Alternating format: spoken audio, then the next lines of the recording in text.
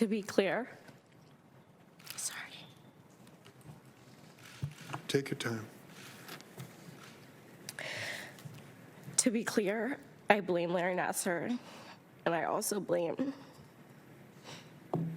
an entire system that enabled and perpetrated his abuse.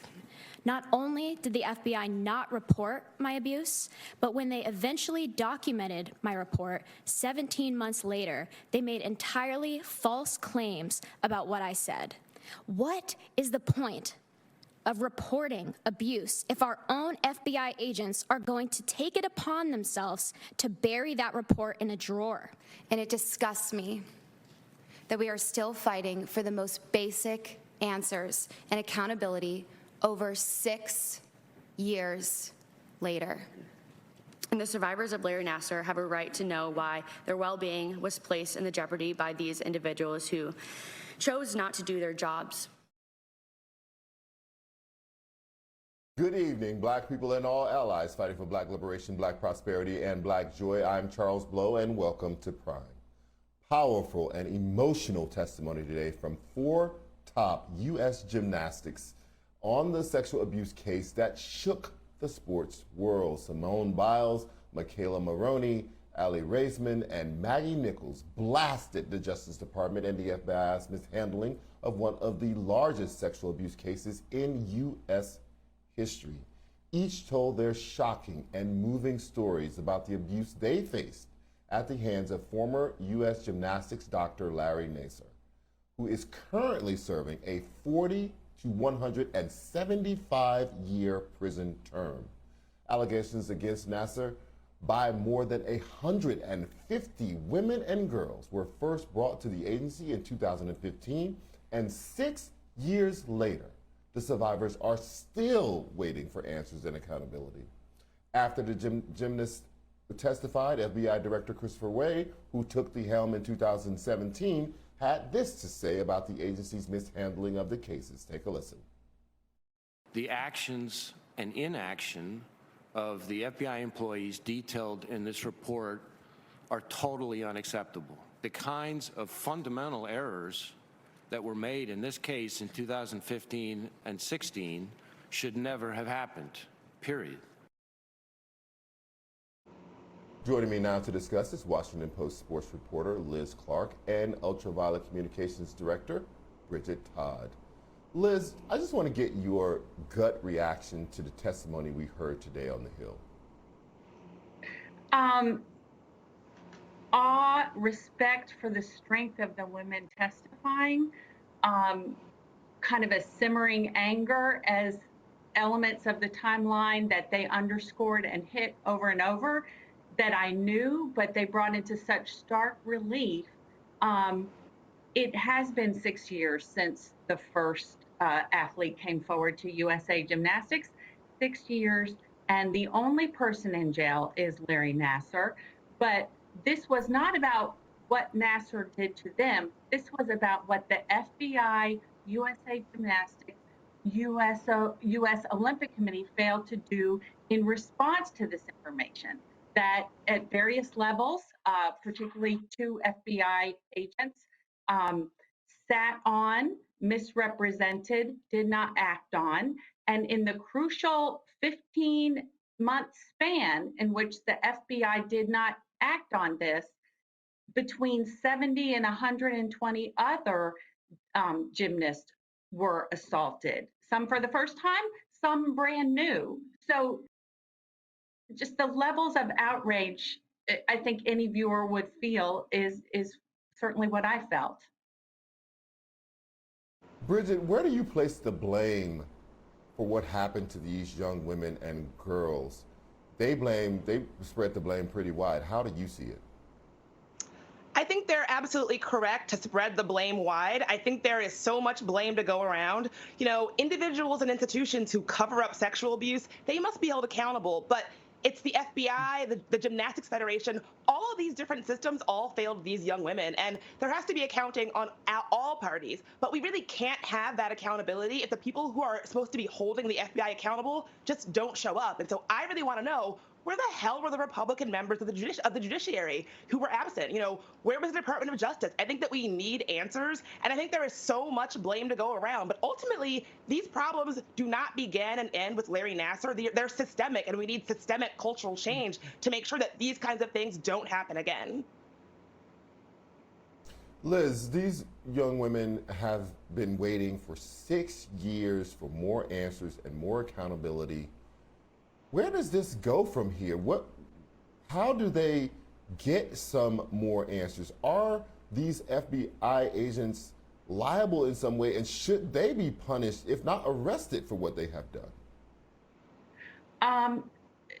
Yes, to many of the things you suggested, and I completely agree that there is a systemic failure here. It's not simply a matter of moving a few men out of their jobs. It's deep-seated. But to speak, I hope with clarity, I know that McKayla Maroney, who reported her abuse in detail, excruciating detail, to the lead investigator in 2015. She repeated a lot of that today. She would like indictments. She was explicit. The FBI agents who sat on this, who misrepresented what I said, they need to be indicted. They had information of criminal behavior. They didn't respond in a timely manner. And they also didn't alert officials in Michigan, because this particular doctor, pedophile, had a job at Michigan State. So the inaction led to further abuse there. So she would like indictments. I believe Senator Durbin, the chairman of the committee, was pretty explicit, asking Department of Justice, where are you? Why have there been no charges filed? So the Department of Justice was not present today. So there will be pressure for perhaps some charges against the FBI agents. USA Gymnastics has changed its CEO, I believe, 4 times since in the past 6 years, trying to get this right. They've changed their board members. I know the athletes, Raisman, Simone Biles in particular, feel they have yet to get fundamental answers. Who in USA Gymnastics knew about these allegations and did nothing? And just to underscore, Larry Nassar is the only one in jail. And what the thought that sticks with me, many thoughts, but I think many of us would like to believe this narrative that this nightmare ended when the serial pedophile